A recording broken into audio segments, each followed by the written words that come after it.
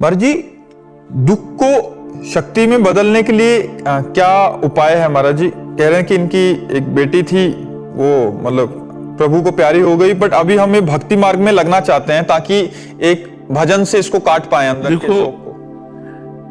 यद्यपि हम मोह के कारण दुखी होते हैं, लेकिन इस लोक का नाम है मृत्यु लोक।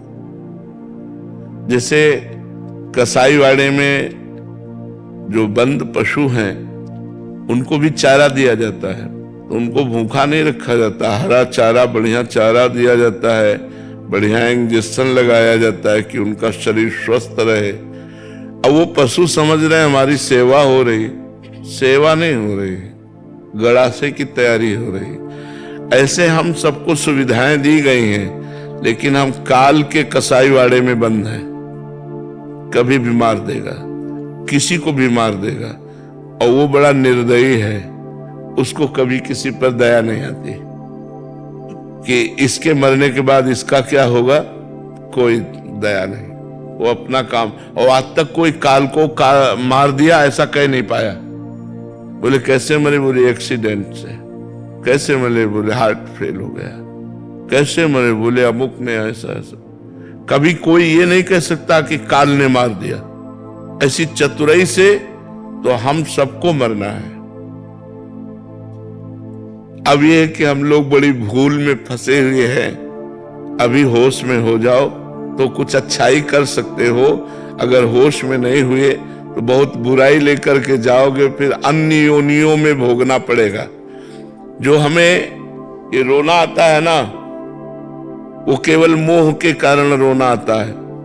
जैसे आपने अपनी बेटी मानी ना, तो केवल शरीर तक, इसके बाद अगर वो बेटी आ जाए बात करे ना आपसे, तो आपका मोह नष्ट हो जाएगा। एक बार भागवत की कथा है, राजा चित्रकेतु थे। ऐसा उसमें लिखा हुआ है कि उनके 1 करोड़ रानियां थी।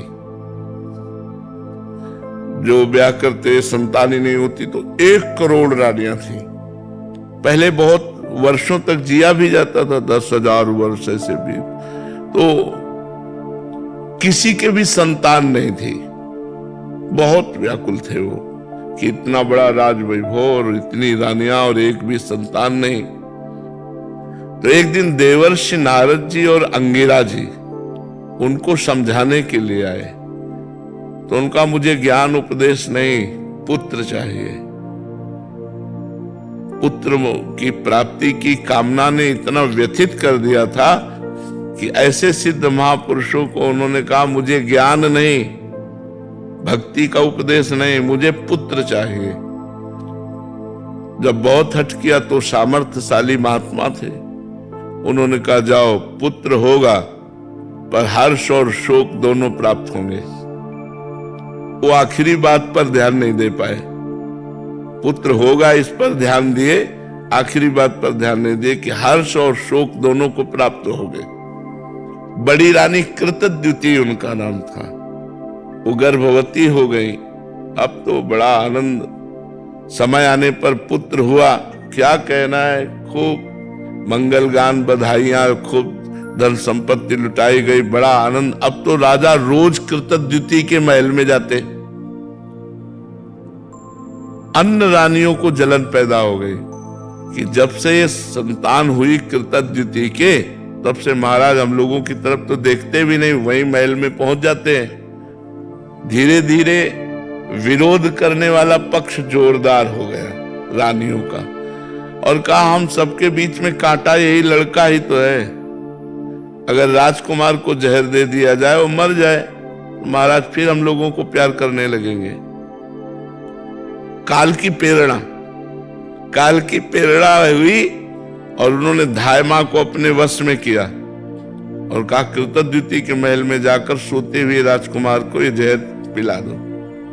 पिला दिया, वो सदा सदा के लिए सो गया। कृतद्युति आई, उसको गोद में उठाया, देखा पूरा शरीर नीला। राजवैद्यों से जांच कराई गई तो पता चला वो तो मर चुका है। अरे राजा की जो हालत, सोचो चक्रवर्ती सम्राट, और एक पुत्र हुआ इतने दिनों बाद, और वो भी अब हाहाकार मच गया। महाराज पछाड़ खाते हुए गए, बस उसके चरण पकड़कर बार बार रोते कि बेटा तुम्हें दया नहीं आई, मुझको इस तरह दुखी देख करके तुम सुखी हो रहे होगे, बेटा कहाँ हो, बड़ा विलाप। उसी समय देवर्षि नारद जी और अंगिरा जी फिर आ गए, क्योंकि जो धर्मात्मा पुरुष होता है तो उसे महात्माओं का संयोग प्राप्त होता है।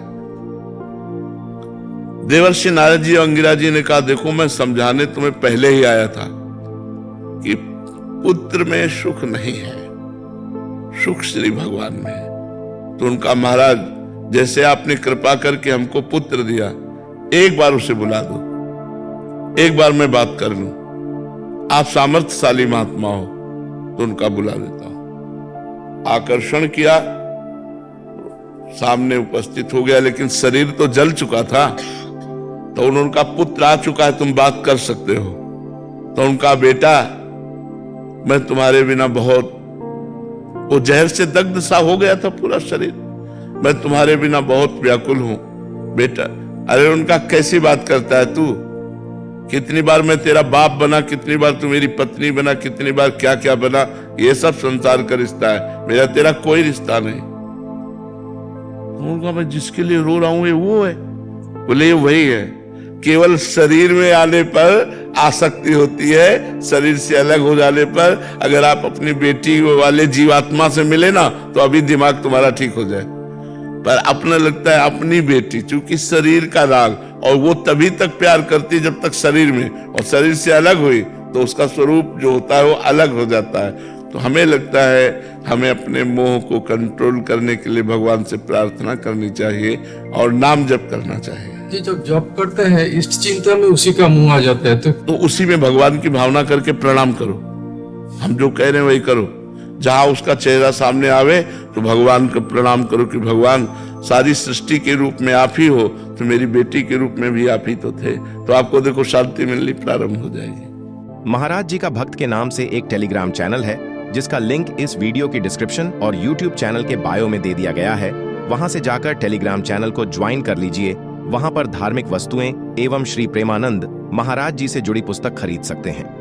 इस वीडियो को लाइक करना ना भूलें और इसी प्रकार से जुड़े वीडियो के लिए चैनल को सब्सक्राइब कर लीजिए। हर रोज शाम 6 बजे नया वीडियो आता है और आपके मन में कोई सा भी प्रश्न रह गया हो तो कमेंट करके जरूर बताएं, उस प्रश्न का जवाब दिया जाएगा।